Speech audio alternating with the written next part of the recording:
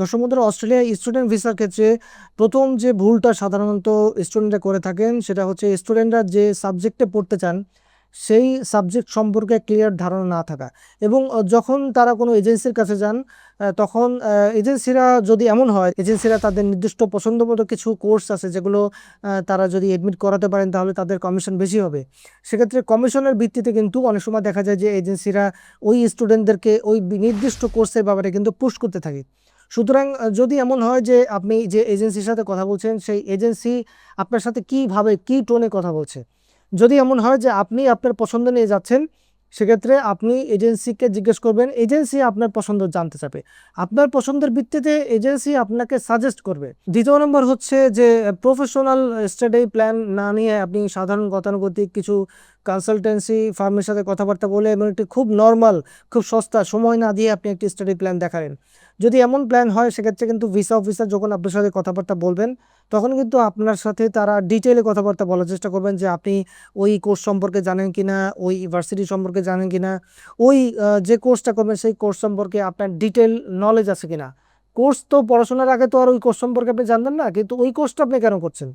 আপনি যদি প্রপার একটা উত্তর না দিতে পারেন সেক্ষেত্রে কিন্তু আপনার একটা ভুল হয়ে যেতে পারে ভিসাতে। সেক্ষেত্রে আপনি যেটা করবেন, আপনি যে ভার্সিটিতে পড়তে চান, যে কোর্স নিতে চান সেটা সম্পর্কে একটা প্রপার পড়াশোনা করে নেবেন। গুগল তো আছে, গুগলে তো সব তথ্যই আছে। আর দ্বিতীয় নম্বর হচ্ছে সবসময় সিডনি মেলবোর্ন এটাকেই পুরো অস্ট্রেলিয়া মনে না করা। হ্যাঁ, আপনি সবসময় মনে করছেন সিডনি মনে হয় পুরো অস্ট্রেলিয়া, তারপর মেলবোর্নই পুরো অস্ট্রেলিয়া, এরকম আসলে ধারণাটা ঠিক না। কারণ ওইসব সিটিতে কিন্তু খরচ অনেক বেশি। আপনি যদি একটু সাইডে যান, অন্যান্য কিছু এরিয়াতে যান, সেক্ষেত্রে কিন্তু আপনি একটু কম খরচে কিন্তু অস্ট্রেলিয়াতে পড়াশোনা করতে পারবেন। 3 নম্বর যে ভুলটা হয়ে থাকে অস্ট্রেলিয়ার ভিসার ক্ষেত্রে স্টুডেন্টরা যে ভুলটা করে থাকে সেটা হচ্ছে লিভিং কস্টটাকে মিনিমাইজ করে দেখা। সবসময় চিন্তা করতে হবে যে আমার একটু বাড়িয়ে ধরতে হবে, বাড়িয়ে ধরলে যদি কম খরচ হয় সেক্ষেত্রে কিন্তু এটা আপনার লাভ। কিন্তু আপনি ধরছেন হচ্ছে কম করে, সেক্ষেত্রে কিন্তু আপনি ওই ওই জায়গায় কিন্তু আপনি মাইনাসে পড়ে যেতে পারেন। আপনি যদি মনে করেন যে আপনি ওখানে গেলে পার্ট টাইম করেই আপনি চলে যাবেন, আপনার চলে যাবে, সেক্ষেত্রে কিন্তু আপনি বিপদে পড়ে যেতে পারেন। আপনাকে যেটা করতে হবে, পার্ট টাইমের একটা প্ল্যান রাখতে হবে, পাশাপাশি আপনাকে মোটামুটি 6 মাস থেকে 1 বছরের একটা ব্যাকআপ হাতে নিয়ে যেতে হবে। আপনার যাতায়াত খরচ, আপনার খাওয়া দাওয়ার খরচ, আপনার ইন্স্যুরেন্স, আপনার হেলথ ইন্স্যুরেন্সের যে খরচ, মোটামুটি একটা ব্যাকআপ থাকবে। পাশাপাশি আপনি পার্ট টাইমের চেষ্টা করবেন যে পার্ট টাইম থেকে আমার এতটুকু খরচ চলবে, আর বাকি ব্যাকআপ কিছু আমি যতদিন না মোটামুটি একটু ভালো অবস্থায় যাচ্ছি আমি আমার এখান থেকে আমার বার্ন করব। সুতরাং আপনি আপনার খরচকে মিনিমাইজ না করে আপনি একটু বাড়িয়ে ধরবেন যেন কোথাও আপনি আটকে না যান। এরপরে যে পয়েন্টটা সেটা হচ্ছে, সেটা সবার ক্ষেত্রেই কমন, আসলে প্রত্যেকটা ভিডিওতেই আসলে কিছু কিছু কমন পয়েন্ট চলে আসে। সেটা হচ্ছে 100% ভিসা গ্যারেন্টি। এই ধরনের ভিসা গ্যারেন্টি যদি তারা কোনো এজেন্সি দিয়ে থাকে সেক্ষেত্রে কিন্তু আপনি এটা বড় ধরনের একটা রেড ফ্ল্যাগ। কারণ ভিসা এজেন্সি কিন্তু কখনোই ভিসার গ্যারেন্টি দিতে পারে না। সুতরাং যদি তারা কোনো গ্যারেন্টি দিয়ে থাকে সেক্ষেত্রে তাদের থেকে নিরাপদে 100 হাত দূরে থাকবেন। এরপরের যে কারণটা সেটা হচ্ছে, যে ভুলটা করে থাকেন স্টুডেন্টরা সেটা হচ্ছে তাদের যে ডকুমেন্টেশনের সাথে আপনার ব্যাংক স্টেটমেন্টের অসঙ্গতি থাকে, কভার লেটারের সাথে ব্যাংক স্টেটমেন্টের অসঙ্গতি থাকে, তার প্রজেক্ট প্ল্যান, তার স্টাডি প্ল্যানের সাথে তার ফিনান্সিয়াল স্টেটমেন্টের অসঙ্গতি থাকে। মানে একটার সাথে একটা ম্যাচ করা হয় এবং আপনার প্রত্যেকটা ইনফরমেশন কিন্তু ক্রস চেক করা হয়। আপনি মনে করবেন না যে এটা কোনো বাংলাদেশি সরকারি চাকরির জন্য আপনি আবেদন করলেন, ওই বয়স একটু 2 বছর 1 বছর কমিয়ে দিলেন, বাড়িয়ে দিলেন, এরকম কিন্তু আসলে অস্ট্রেলিয়ার ভিসার ক্ষেত্রে হয় না। আপনি যে ইনফরমেশনটা দিচ্ছেন যে আপনার কাছে এত টাকা ব্যাংক ব্যালেন্স আছে, আপনার ব্যাংকে হঠাৎ করে 50 লাখ টাকা ঢুকলো, কীভাবে ঢুকলো, কোত্থেকে ঢুকলো, এই ব্যাপারগুলো কিন্তু ক্রস চেক করা হয় যে আপনি অরিজিনালি আপনি এটা ক্যাপাবল কিনা।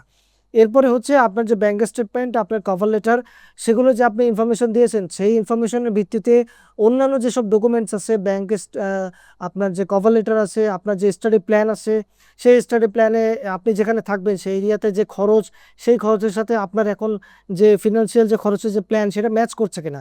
তারা আপনাকে ওই ম্যাথ ছাড়া কিন্তু মানে অকারণে কিন্তু আপনাকে ভিসা দিয়ে দেবে না। আপনি যদি যখন সৌপ লিখবেন, আপনি যখন লেটারটা দিবেন কোনো ইউনিভার্সিটি থেকে, যখন আপনি আপনার পারপাসটা দেখাবেন যে আপনি আপনার এই কারণে আপনি অস্ট্রেলিয়ার এই রিজিয়নে এই কোর্সটা নিতে চাচ্ছেন, কেন নিতে চাচ্ছেন, এটা করলে আপনার লাভ কি হবে, এটাই কেন আপনার স্বপ্ন, এই পুরো ব্যাপারটা যখন আপনি ব্যাখ্যা না করতে পারবেন, আর যদি এমন হয় যে চ্যাট জিপিটি, এআই জেনারেটেড এই ধরনের আপনি যদি ফেকভাবে যদি আপনি সোপ তৈরি করে থাকেন, সময় না দেন, কোনো একটা লয়ারকে ভেরিফাই না করেন, অথবা কোনো ভিসা এজেন্সি কোনো কনসালটেশন যারা করেন তাদের কাছ থেকে যদি ভেরিফাই না করেন, তাদের হেল্প না করেন, একটু সময় না দিয়ে যদি আপনি এটা করেন, সেক্ষেত্রে কিন্তু ভিসা অফিসার কিন্তু সহজেই ধরতে পারেন।